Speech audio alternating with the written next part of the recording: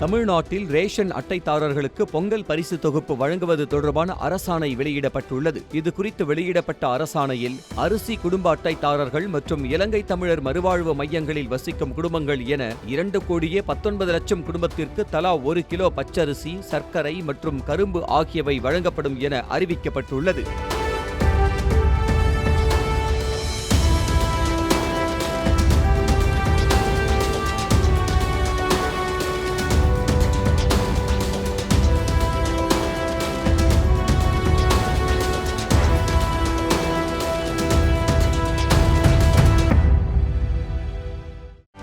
செய்திகளை உடனுக்குடனும் துல்லியமாகவும் தெரிந்து கொள்ள சப்ஸ்கிரைப் பண்ணுங்க.